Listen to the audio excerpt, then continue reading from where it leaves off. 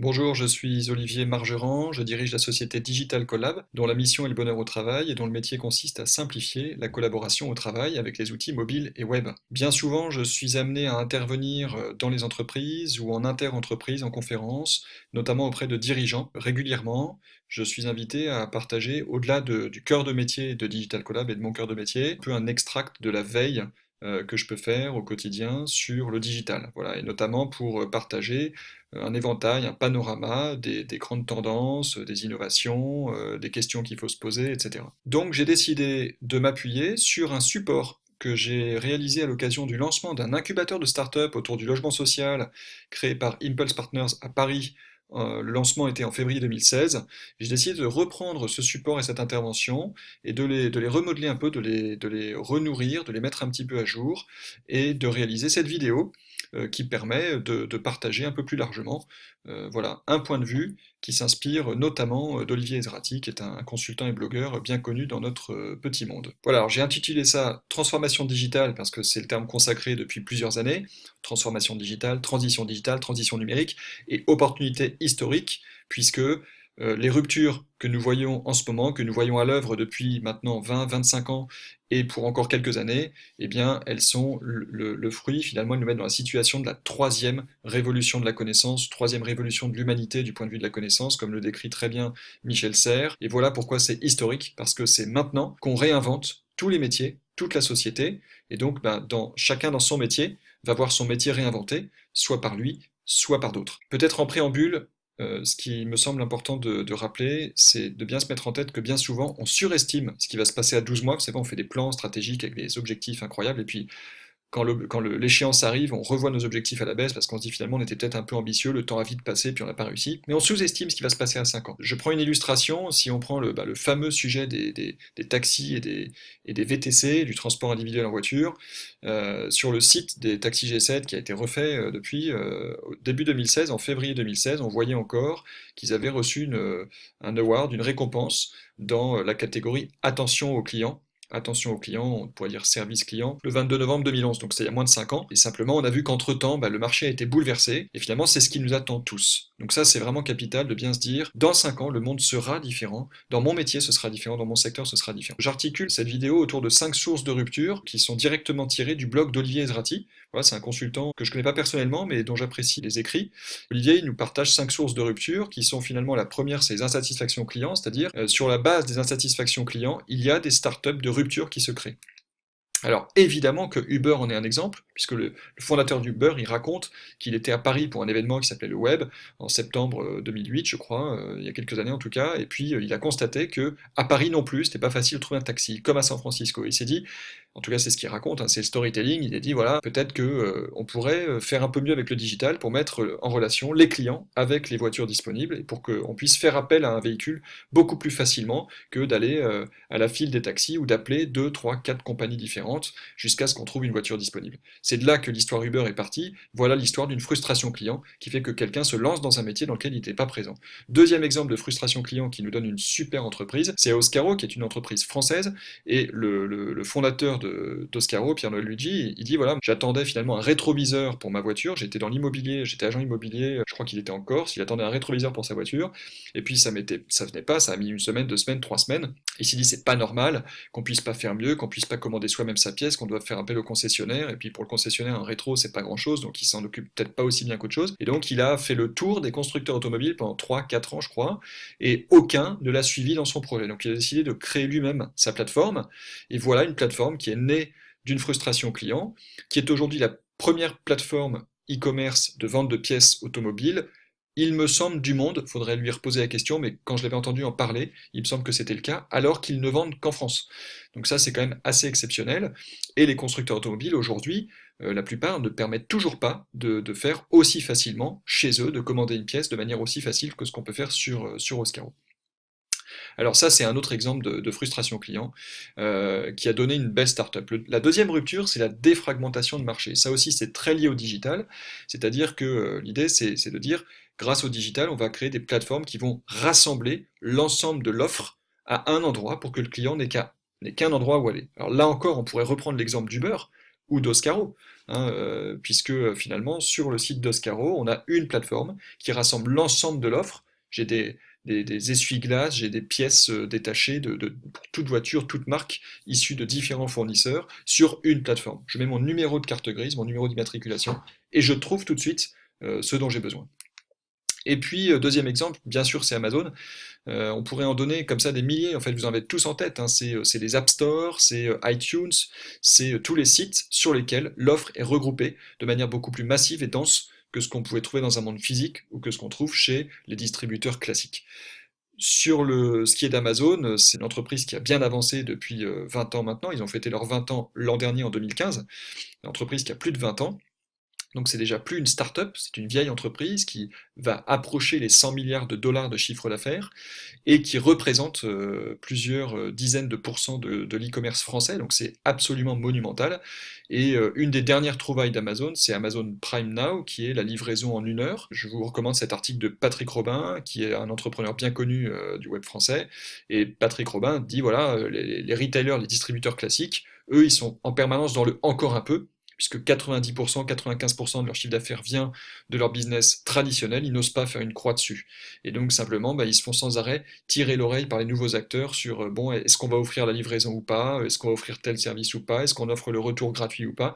Et donc sans arrêt, ils courent après le e-commerce et on sait que le retail connaît de plus en plus de difficultés. La défragmentation de marché, on la trouve dans tous les métiers, notamment dans le service. Ici, on a Upwork, qui est une plateforme qui fait bien parler d'elle depuis quelques temps et qui permet de trouver des freelances, des indépendants, notamment dans tout ce qui est numérique, voilà, pour faire son site web ou pour d'autres types de prestations numériques. Alors, troisième rupture, c'est la redistribution du travail. Ça veut dire quoi? Si vous êtes automobiliste et que vous aimez optimiser la durée de votre trajet, vous êtes probablement utilisateur de Waze, qui était une start-up israélienne qui a été rachetée par Google il y a 3-4 ans.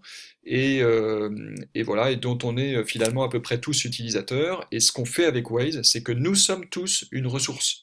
Donc la redistribution du travail, c'est que tous les utilisateurs apportent de l'information, ne serait-ce que par la vitesse à laquelle ils roulent, mais aussi par tout ce qu'ils peuvent déclarer volontairement. Telle voie est fermée pour la nuit, il y a un bouchon, il y a un accident, il y a un radar, etc. etc. Pas un radar, il y a des agents de police. Bon. Avant, on avait besoin d'une infrastructure extrêmement lourde et coûteuse, c'était typiquement bison futé, centralisé, extrêmement coûteux. Eh bien, grâce au digital et au smartphone, on a aujourd'hui un système complètement redistribué à travers tous les utilisateurs. Et ça évolue, donc il y a Waze Rider qui est une sorte de Uber mixé avec Blablacar. On a tous vu ce slide dans lequel on décrit Uber qui est le premier transporteur du monde mais qui n'a pas de voiture, Facebook qui est le média le plus populaire mais qui publie aucun contenu, Alibaba qui est le distributeur le plus valorisé dans le monde mais qui n'a aucun stock, Airbnb qui est un des plus grands ou le plus grand pourvoyeur de chambres d'hôtels de nuitée, mais qui n'a absolument aucun immobilier en sa possession. Voilà, ça c'est la redistribution du travail, et c'est grâce au digital que c'est possible, grâce ou à cause, en tout cas c'est ce qui est en train de se produire, et c'est ce qui vient dans chacun de nos métiers, dans chacun de nos secteurs. Autre exemple de redistribution du travail, Amazon Mechanical Turk, qui a de plus en plus de plateformes comme ça qui permettent de demander à un très grand nombre de personnes de réaliser des tâches relativement simples pour agréger un très grand nombre de données ou pour réaliser un très grand nombre de tâches simples ou répétitives. Et donc vous donnez à Amazon Mechanical Turk, ils appellent ça c'est une intelligence artificielle artificielle. C'est-à-dire que c'est pas vraiment une intelligence artificielle, c'est de la vraie intelligence, mais répartie sur des tas de gens qui font le job pour vous. On va voir juste après un exemple d'utilisation intelligente de Amazon Mechanical Turk. Et puis Skycatch, voilà un exemple de redistribution du travail, je dirais au-delà du fait qu'on utilise les humains autrement. Skycatch, c'est un exemple dans lequel on utilise des objets automatisés, connectés, pour remplacer du travail fait par des humains qui était beaucoup plus coûteux auparavant. Ici, l'exemple de Skycatch, c'est je commande sur Skycatch le trajet d'un drone qui va aller faire des photos de mon chantier, puis me les poster et elles seront accessibles sur Skycatch. Donc je déclenche et le drone va faire tout seul son itinéraire, prendre ses photos et revenir. Ça, c'est un échantillon d'une offre pléthorique qui se développe autour de l'automatisation et autour de tous les services à la demande, tout type de diagnostic, et notamment dans le BTP, qui est un des secteurs les plus touchés, la maintenance BTP, les diagnostics BTP, c'est un des secteurs qui profitent le plus actuellement de l'explosion des drones. Alors le quatrième levier, la quatrième source de rupture, c'est l'automatisation. C'est ça finalement la véritable ubérisation, puisque On sait que le projet d'Uber, c'est les voitures autonomes et c'est en train de se concrétiser. Donc voilà, là on a l'exemple d'un robot barbier, on voit des tas de choses, hein. Il y a le robot pharmacien qui prépare à peu près 1000 fois plus de préparation qu'un préparateur classique en hôpital. Demanderjustice.com, c'est l'exemple d'une procédure judiciaire qui est automatisée, c'est-à-dire que dans un certain niveau de simplicité, eh bien, mon processus est automatisé de sorte qu'il me coûte beaucoup moins cher que si je fais appel à quelqu'un qui aurait la même compétence mais qui serait une personne et qui pourrait pas être aussi efficace que des algorithmes et un processus automatisé. Donc quoi qu'on en pense, ben voilà, ça existe, ça marche.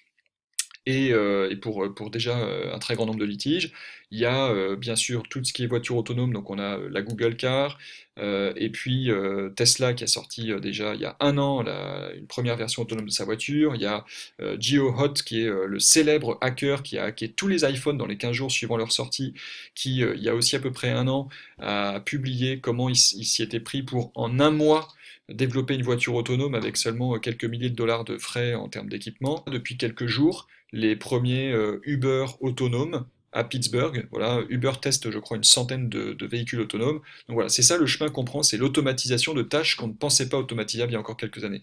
Ici, on a Baidu qui dévoile sa voiture autonome. Il y a aussi à Singapour la première compagnie de taxi du monde qui propose des taxis autonomes. Ici, les camions autonomes. Donc bien sûr, il y a Mercedes qui avait communiqué dessus il y a quelques années sur son camion dont le chauffeur avait juste un iPad pour contrôler que tout allait bien. Le challenge, un challenge qui nous vient des Pays-Bas, où des constructeurs de poids lourds envoient des paires de poids lourds qui doivent circuler en convoi de manière automatique pour partir d'un autre pays et rejoindre Rotterdam.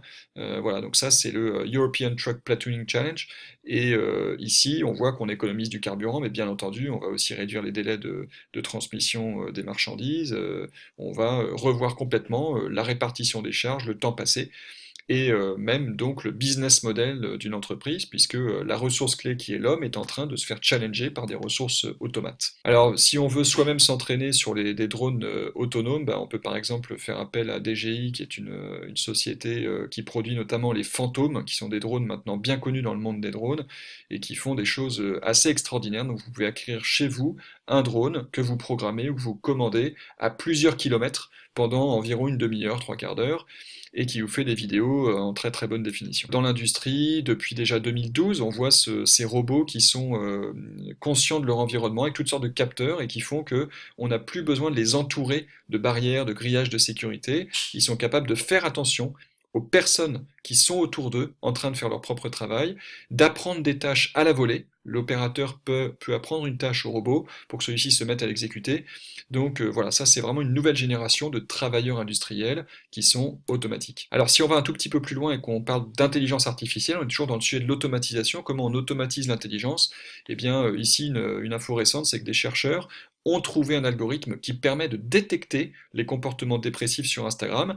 Comment ça marche? Ben, ils ont détecté les caractéristiques des photos qui étaient propres à des personnes qui étaient en situation de dépression. Pour ça, ils ont fait appel justement à Amazon Mechanical Turk pour demander à quelques dizaines ou centaines de personnes de juger des photos Instagram en leur donnant des caractéristiques positives, négatives, et pour pouvoir juger ensuite de la cohérence entre le jugement d'un être humain qui regarde une photo et qui dit ça c'est plutôt une photo joyeuse ou pas, et le fait la situation psychologique des personnes qui postent sur Instagram, des auteurs des photos, et donc le rapprochement, on le voit dans le schéma en dessous, c'est que finalement on a un rapprochement très très fort entre le diagnostic qui est fait sur la personne et ce qu'on peut juger de ces photos Instagram. Donc ça, c'est à la fois l'algorithme, donc une intelligence artificielle qui se développe pour du diagnostic qui va être plus pertinent et plus rapide que celui d'un psychologue ou d'un psychiatre peut-être, et en même temps l'utilisation de l'intelligence collective, ou en tout cas de la répartition, la redistribution du travail avec Amazon Mechanical Turk. On voit de plus en plus comme ça de synthèse intelligente de différentes sources de rupture telles qu'on est en train de les parcourir. Et je crois qu'on ne pourrait pas parler d'automatisation ou d'intelligence artificielle sans parler de Vive, qui est une nouvelle forme d'intelligence artificielle. Pour ceux qui utilisent Siri sur leur iPhone, eh bien, les créateurs de Siri, depuis plusieurs années, travaillent à Vive, qui serait une intelligence qui serait capable de répondre à peu près toutes les questions, en apprenant elle-même de ses propres erreurs, de son expérience, en allant elle-même apprendre et chercher des informations sur le web avec la masse d'informations qui se multiplient tous les jours. Donc voilà pour le quatrième levier. Le cinquième, c'est les nouveaux modes de financement des startups. Donc ça, c'est la cinquième source de rupture d'après Olivier Ezrati. Et ces sources de financement, il faudrait s'y plonger beaucoup plus en détail, mais c'est pas pour rien qu'il y a des entreprises qui peuvent être valorisées très vite dans les milliards de dollars. C'est simplement qu'il y a tout un tas maintenant de nouveaux mécanismes.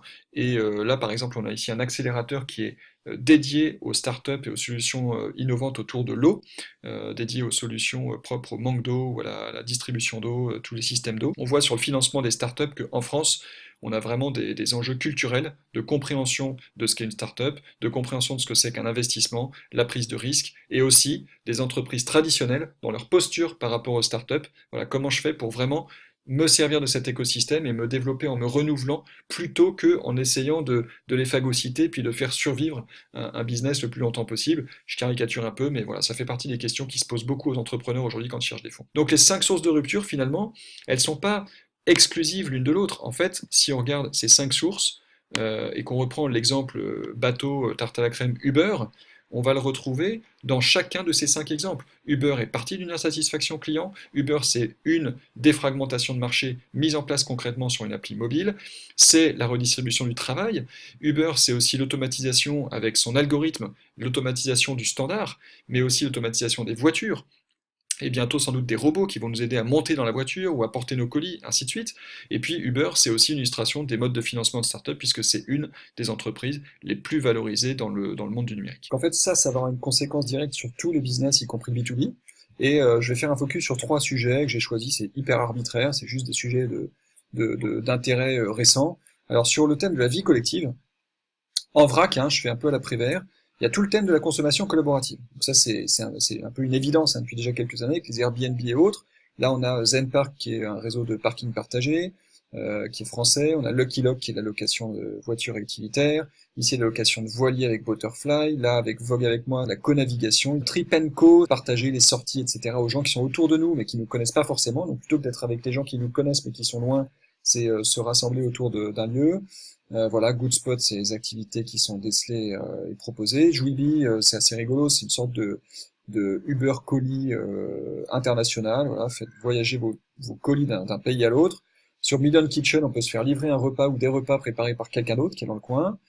Et puis avec Drop Counter, là, on va sur son appli, on peut gérer toute la consommation de son ménage, et notamment les consommables du type système lié à l'eau, consommation de l'eau, etc. Alors ici, une liste des startups liées à la gestion des déchets. Il y a 150 startups qui sont référencées rien que sur la gestion des déchets. C'est assez énorme, et notamment par exemple avec Inivo. L'idée, c'est d'optimiser la collecte de déchets avec des capteurs dans les poubelles qui permettent aux camions d'avoir un trajet optimisé et de vider les bonnes poubelles et de pas vider celles qui nécessitent pas d'être vidées. Alors qu'aujourd'hui, on vide tout de manière périodique. C'est pas très optimisé, donc on n'optimise ni la place, ni le carburant, ni les hommes, ni les ressources matérielles comme les camions par exemple, etc. Puis sur Rubicon, j'ai mis le Uber des déchets, développer un programme de gestion des déchets durable en mutualisant les besoins entre différentes entreprises, différents clients. Puis après là, j'ai trouvé un espace de cohabitation, co-travail, co-loisir, qui est un projet architectural à Londres. Voilà, donc on a des espaces de vie et de travail collectif, etc. Bon, tout ça, c'est des sujets qui maintenant sont plus très nouveaux. Le deuxième thème, celui-là, je l'ai beaucoup à cœur aussi, c'est l'apprentissage. Donc sur le thème de l'apprentissage, ce que j'aime bien, c'est ce type de plateforme comme Kokore qui permet de sélectionner un prof et de dire bah, tiens, je vais me prendre un quart d'heure de guitare, je sélectionne une prof de guitare, je prends un cours de guitare, j'ai besoin de revoir les 5 clés d'un entretien de recadrage, ben, je vais prendre un consultant en management et puis lui dire mon sujet, il va me dire combien de temps ça prend, combien ça coûte. Sur Open Classrooms, qui est une plateforme française qui est l'ancien site du zéro, qui était pour moi une ressource clé quand j'ai appris à faire des sites web il y a 10-15 ans. Sur Open Classrooms, on peut apprendre, c'est une sorte de MOOC, on apprend des tas de choses, on peut monter en compétences sur un certain nombre de sujets qui sont surtout liés au numérique au départ, et au développement de sites web. Voilà, donc ça c'est assez génial comme genre de site, c'est un parmi plein d'autres évidemment. Sur Codecademy, un cran plus loin, on peut apprendre avec une interface où il y a à gauche les consignes, au milieu on voit ce qu'on tape, et à droite on voit le résultat. Et donc là on voit en vert et blanc que j'ai gagné un badge parce que j'ai fini mes 10 premiers exercices au moment où je fais cette capture, voilà, sur du JavaScript. Et puis enfin Duolingo, ben là ça permet d'apprendre les langues, mais ce qui est assez génial, c'est qu'en fait c'est les apprenants qui font évoluer la connaissance du système pour les autres apprenants des niveaux en dessous. Donc il faut télécharger l'appli sur son smartphone et le tester ou le faire sur son ordi, mais faut tester cette appli parce que la manière dont ça fonctionne est assez extraordinaire. Vous n'avez pas un prof, c'est à l'intuition. Voilà, on vous pose des questions tout de suite dans la langue que vous voulez apprendre et vous l'apprenez petit à petit par la pratique, par la force des choses. Donc c'est bête et méchant, hyper efficace, mais derrière il y a un algorithme incroyable. Je vais pas faire l'histoire de Duolingo ici, ça mériterait une vidéo à elle toute seule, mais voilà, c'est une de mes applis fétiches. Le thème de la santé, c'est le troisième thème que j'aurais partagé. Alors, sur la santé, il y a des tas de choses à dire. Ici, j'ai mis un article qui donne un certain nombre d'exemples de robots qui peuvent aider. Donc, on appelle ça la silver economy, c'est l'économie des cheveux gris, quoi, l'économie du troisième âge ou de la retraite. Et donc, tous les robots qui peuvent aider à la vie quand on perd l'autonomie. Donc en vrac, on a au milieu le robot qui rend quelques services. Ici, il y a celui qui peut aller prendre des choses dans votre maison, notamment une bouteille à la cuisine pour vous l'apporter ensuite sur son plateau. Là, il y a un robot qui est déguisé en chariot de mobilité, mais qui est en fait un robot multifonction qui est capable de vous aider à des tas de choses, et peut-être celui-là même, je crois, de vous aider à vous asseoir, à vous allonger. Comme ici à gauche, il y a un robot qui permet d'aider à s'asseoir. Puis là, on a un robot de téléprésence notamment, qui permet entre autres à un patient d'être contrôlé, d'avoir des examens médicaux à domicile et d'avoir des entretiens avec des médecins, avec des praticiens pour faire ces bilans sans déplacer personne, ni le patient, ni le praticien. Il y a des tas de situations où ça suffit largement et c'est déjà bien utilisé. Alors le grand thème de la santé aux États-Unis, c'est ce qu'ils appellent la precision medicine, donc la médecine de précision, la médecine qu'on ne voit pas à l'œil nu. Et ça, c'est une initiative d'Obama qui date de janvier 2015, de son discours sur l'état de l'Union. Et donc depuis 1 an et demi, les US avancent très très fort là-dessus, avec un certain nombre de fonds, d'entreprises qui se bougent, de décisions gouvernementales, et on voit apparaître toutes sortes de choses qui sont plus ou moins liées à cette initiative. Notamment ici, on a de l'impression 3D de prothèses. Donc c'est quand même assez extraordinaire de se dire que on est capable, on est sur le point de recevoir des prothèses totalement artificielles et acceptées par le corps. On a tout ce qui est tracking de patients et d'équipements. Donc ça, c'est avec ce qu'on appelle les beacons, ou tout ce qui est capteurs ou puces qu'on met sur un dossier médical, sur un lit, sur un fauteuil, et grâce auquel les informations sont transmises beaucoup plus rapidement que le médecin qui note avec des pattes de mouche sur sa feuille, et l'infirmière qui note aussi, et puis qui fait une erreur parce qu'il n'a pas noté la même chose. Et puis il y a deux personnes dans la chambre alors qu'une seule suffirait, et puis que l'infirmière elle suffirait bien souvent, etc., etc., etc. Donc tout ça c'est vraiment une augmentation de productivité considérable et historique dans un milieu qui agit de la même façon depuis en fait des milliers d'années. C'est un petit peu comme pour l'apprentissage. Là on a tout le thème des beacons, donc des objets connectés avec l'initiative de Google Developers. Et là on a tous les fabricants de beacons qui sont compatibles avec le système de Google. Et encore on les a pas tous à l'écran, il n'y a pas la place de tous les afficher. On va revenir à Apple aussi après bien sûr. Là, on a un autre exemple, c'est un outil d'ophtalmo qui est tout simplement une extension, une orthèse de smartphone. Donc on met ça sur l'appareil photo de son smartphone, et on peut faire des examens d'ophtalmo. Donc on imagine que ça peut rendre des visites beaucoup plus mobiles, que ça pourrait équiper plus de praticiens d'équipements d'ophtalmologie de base. Enfin bref, ça ouvre des tas de portes là aussi. Et bien sûr, comme c'est des objets connectés, c'est des infos qui transitent beaucoup plus facilement dans un système, au lieu de confier au patient le transport de son dossier, comme on fait encore bien souvent. Là, on a un capteur de composition moléculaire. Donc le capteur moléculaire, la promesse, c'est un peu, vous mettez ça sur votre assiette ou sur un échantillon dans un supermarché, et vous savez tout ce qui compose ce que vous avez sous les yeux. Donc on peut plus vous mentir sur la composition des ingrédients, etc. Vous avez ce senseur qui promet, c'est la promesse, ça n'existe pas encore de manière industrielle, de vous donner toute cette composition. Après, là, on a une liste de start-up dans le domaine de la biotechnologie. Là, il y en a pas 150 que pour la gestion des décès, il y en a 2800. Il y a de quoi faire. Alors voilà, 23andMe, par exemple, elle a beaucoup fait parler d'elle depuis des années, puisqu'elle est notamment issue d'un des deux fondateurs de Google. Et donc, c'est des entreprises qui vous proposent, par exemple, de vous donner votre ADN pour 75 $, et tout un tas d'opérations à partir de la connaissance de votre ADN. C'est des choses qui posent encore beaucoup de questions éthiques en France, et moi il me semble que c'est des choses qui peuvent avoir des bons et des mauvais effets bien entendu, et que tant qu'on interdit ça sans réfléchir à ce qu'on pourrait en tirer, à mon avis on est surtout en train de prendre beaucoup de retard sur d'autres pays qui, eux, avancent et trouvent des solutions grâce à ça. Là, on a par exemple un festival Genomics. Donc, Genomics, il y a en septembre 2016 en Californie, en janvier 2016 il a eu lieu à Londres, en juin c'était à Boston. Donc voilà, c'est des choses c'est des marchés, voilà, c'est des secteurs qui se sont créés depuis quelques années et dont nous on entend encore à peine parler. Là, sur YouTube, on cherche Genomics et on a des dizaines de milliers de vidéos qui ont été vues des milliers de fois et là, je vais pas plus loin, il suffit d'aller piocher si ça vous intéresse. Puis enfin, Apple.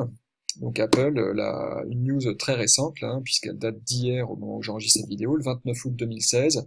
Eh bien voilà, Apple a fait l'acquisition d'une startup qui s'appelle Glimpsy, qui permet de gérer un dossier médical. C'est aussi un sujet sur lequel Google avance depuis plusieurs années, puisqu'évidemment, sur la base des données médicales personnelles, on est capable ensuite d'apporter toutes sortes de services, d'objets connectés, d'utiliser les données pour les relier à des tas d'autres sujets de la vie quotidienne, puisque la santé, c'est quand même un de nos sujets prioritaires dans la vie quotidienne.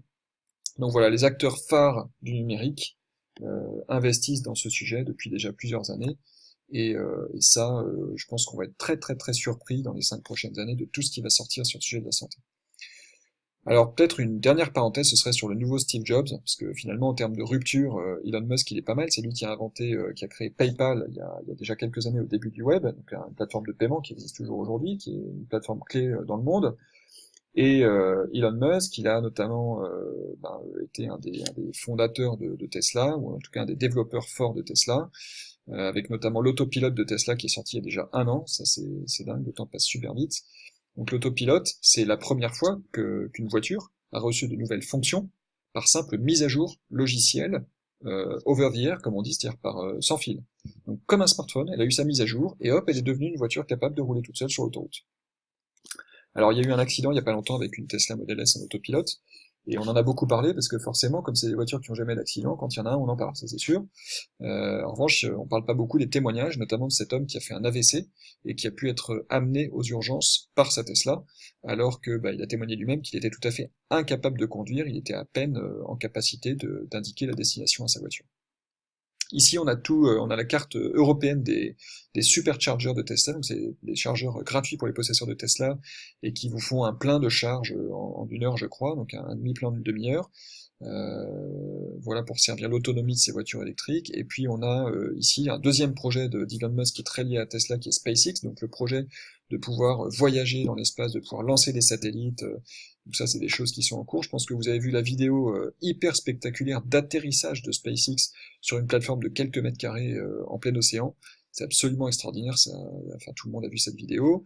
Et puis un troisième projet, c'est Hyperloop. Ça, c'est relier des villes à plus de 1000 km/h, donc c'est un projet qui est lancé avec un prix, et donc il y a des tas de gens qui soumettent des projets, qui imaginent, en fonction de différentes technologies, comment ça pourrait marcher. Un train qui circule comme ça hyper rapidement dans des espèces de tuyaux entre deux villes pour relier les villes beaucoup plus rapidement qu'aujourd'hui, avec beaucoup plus de sécurité et de fiabilité. Powerwall, c'est la batterie au domicile. Voilà, c'est une batterie de domicile par Tesla. Donc vous mettez cette batterie dans votre cave, dans votre garage, elle se recharge par vos panneaux solaires ou par tout autre moyen, et vous avez donc une autonomie d'électricité en permanence. C'est en tout cas l'objet, c'est l'objectif de ce produit. Powerwall. Si on continue, on voit que Tesla est en train de construire l'usine la plus grande du monde. En volume, c'est la deuxième plus grande du monde après l'usine Boeing de Seattle. En surface, c'est l'usine la plus grande du monde, si je ne m'abuse. Et donc cette usine a pour objectif, pour objet, de fabriquer des batteries. Des batteries à la fois pour les voitures, des batteries pour les maisons. Donc ça, c'est encore un projet assez exceptionnel. Et puis, pour tout ce qui est gestion d'énergie, bien au-delà des voitures, ça fait déjà quelques temps, ça fait 2-3 ans que Tesla avance sur ce qu'on appelle les microgrids, donc les grilles d'énergie locales, par quartier, notamment tout ce qui est autour des hôpitaux et des habitations autour des hôpitaux. Et Tesla a fait une offre, je sais s'ils ont racheté, voilà, je l'ai mis en plus, ils ont racheté SolarCity, avec lequel ils étaient en partenariat depuis quelque temps. Donc ils ont à la fois l'expertise de produire des panneaux solaires, l'expertise des batteries, et donc l'idée c'est d'aider à un switch assez considérable de la gestion de l'énergie au domicile et pour les véhicules. Voilà, c'est ça qu'ils sont en train de faire. Alors je m'arrête pour le nouveau Steve Jobs, Elon Musk, il y a encore beaucoup d'autres projets dont on pourrait parler, mais je crois que bien souvent on fait notre veille au mauvais endroit. On regarde les grandes entreprises existantes, historiques, on regarde les innovations incrémentales, beaucoup plus que les innovations de rupture, et donc c'est pour ça qu'on est aussi un petit peu surpris et qu'on trouve parfois que tout ça, ça va très vite. c'est qu'en fait, on regarde peut-être pas forcément au bon endroit et que quand on fait sa veille sur ce genre de sujet, en fait, au quotidien et depuis des années, on voit que ça bouge. Et donc, voilà, c'est plus vraiment une rupture si on regarde les choses de près et au bon endroit. Alors on pourrait parler de tas de choses en termes de digital, surtout que moi ça va être compliqué de m'arrêter en fait, je suis déjà bien trop long. Mais disons voilà, si je devais aller encore un peu plus loin, vous donner des pistes pour aller plus loin, si jamais vous connaissiez déjà tout ce que je vous ai partagé là. Moi je suis assez fasciné par tout ce qu'on appelle le deep learning, c'est-à-dire comment l'intelligence artificielle est suffisamment intelligente pour apprendre d'elle-même. C'est notamment comme ça que l'intelligence artificielle de Google a gagné une série de matchs contre le champion du monde, un champion du monde de jeu de Go. Non pas qu'on lui avait appris tous les coups possibles, mais on l'avait designé pour qu'elle puisse faire preuve de créativité. Et d'ailleurs, de nombreux joueurs de jeux de Go ont témoigné sur le web qu'elle avait opéré des coups auxquels eux n'auraient jamais pensé. Donc ça, c'est l'apprentissage artificiel de l'intelligence artificielle qui devient une auto-entrepreneuse de son propre apprentissage, c'est assez extraordinaire. Deuxième gros sujet, c'est la blockchain, qui est une nouvelle façon de stocker et faire circuler l'information de manière super fiable et transparente à la fois. Et ça, on sait à quel point ça peut révolutionner tous les secteurs. Et on en a des exemples avec la Bank of England qui a déjà des initiatives sur la blockchain depuis quelques temps. Il y a BNP Paribas qui a annoncé récemment, je crois, sur un certain type de produit ou de financement de s'appuyer sur la blockchain. On a des exemples dans le secteur de l'immobilier, avec notamment, on sait que si les prix, par exemple, si les données de vente et les données, les caractéristiques des habitations sont publiées et circulent via la blockchain, on sait que il y aura une énorme transparence pour les clients sur les prix et en fonction des attributs, et donc finalement ça devrait conduire à une sorte d'épuration du marché, puisque pour un bien, via la blockchain, on pourrait par exemple aboutir à des prix qui sont plus vraiment discutables, puisqu'ils sont objectivés par l'ensemble du marché. Alors, so what, qu'est-ce qu'on fait de tout ça? Finalement, les questions, c'est quel est mon écosystème concurrentiel à 5 ans? Et la réponse, c'est qui peut le dire? Personne ne peut le dire. Donc l'enjeu, c'est surtout de prendre date et d'avancer pour se faire surprendre le moins possible. Combien de temps va perdurer le système actuel? Alors ça, peut-être moins de 5 ans, en fait, on n'en sait rien, on n'en sait rien, voilà, on est tous contents de ne pas avoir été taxi en 2014, quoi, parce que on ne sait pas ce qu'on serait devenu aujourd'hui, et on ne sait pas comment on aurait réagi, et puis quelle est la pertinence du business model, c'est-à-dire de l'articulation qu'il y a aujourd'hui entre mes ressources clés, mes clients, la valeur ajoutée que je propose, mes ressources financières, les canaux de distribution, etc. Là-dessus, il y a des spécialistes comme Isabelle de Kopman qui sont rompus à aider une entreprise existante à inventer un business model de rupture. Mais en tout cas, c'est quelque chose qu'on ne peut pas faire tout seul et du jour au lendemain. Il me semble que, en fait, pour répondre à l'ensemble de ces questions et pour avancer, un enjeu fort, c'est de commencer par la culture. C'est-à-dire commencer, mettre un pied devant l'autre, faire quelque chose, n'importe quoi avec le digital, commencer. Alors, il se trouve que Digital Collapse, le métier de Digital Collapse, c'est d'aider à avancer sur la pratique, sur comment est-ce que j'utilise le digital au quotidien pour que tous les process, toute la collaboration dans l'entreprise puisse être boostée du jour au lendemain. Il y a d'autres voies, évidemment, il y a d'autres voies que celle-là. Et pour créer un business model de rupture, Isabelle de Kopman parle de ces 4 territoires d'innovation qui sont la co-création, la gratuité, la mobilité et le transfert de la propriété vers l'usage des biens. Donc ça, couplé avec les 5 sources de rupture telles que les conçoit Olivier Zrati, et puis en travaillant sur des modèles comme le business model Canvas, ça peut permettre peut-être d'inventer des business avant qu'un nouvel entrant le fasse, puisqu'en fait, bien souvent, c'est ça, c'est quelqu'un qui n'est pas du métier, qui regarde de l'extérieur et à qui il semble évident qu'il y a quelque chose à faire, et il dit mais pourquoi est-ce que ceux qui sont là le font pas? Je vais le faire, et donc il débarque et il le fait. L'enjeu, c'est de bien comprendre que tout est possible et tout va beaucoup plus vite que notre imagination. Les moyens sont là, toute la technique est là, il y a tout ce qu'il faut. Il y a les drones, il y a la blockchain, il y a les outils collaboratifs, il y a tout, et pour des coûts qui sont vraiment devenus maintenant dérisoires par rapport à ce qu'on pouvait faire auparavant. Donc la grande question, c'est vraiment une question de décision stratégique, c'est-à-dire est-ce que les dirigeants de l'entreprise ou de l'administration qu'on veut faire progresser savent, eux, se dire je suis prêt à me faire un peu bousculer, à me faire mettre en déséquilibre et à avancer, à lâcher la bride aux équipes pour qu'elles puissent se servir de ça et inventer des choses nouvelles petit à petit. Voilà, soit dans les processus internes, soit dans l'offre client, dans la manière dont on apporte les services, voire dans le business model, mais en tout cas, l'idée c'est de prendre date, d'avancer, de mettre un pied devant l'autre, parce que plus on réfléchit, plus en fait on perd du temps. J'espère que ces petits bouts de réflexion et de veille vont pouvoir vous servir. dans votre propre réflexion stratégique, dans peut-être la manière dont vous en parlez au travail avec vos collaborateurs, avec vos patrons, managers, vos collègues, vos clients, vos fournisseurs. Et en tout cas, je serais ravi de vous partager encore d'autres éléments de ma veille. Donc n'hésitez pas à me dire en commentaire ce qui vous intéresserait, ce que je peux approfondir. Et surtout, mettez un pouce en l'air. Cliquez le pouce en l'air si vous avez trouvé que la vidéo était bien, ça la mettra en avant, ça la fera connaître, et moi ça me dira sur quel sujet il faut que je continue à creuser. Merci beaucoup, à bientôt.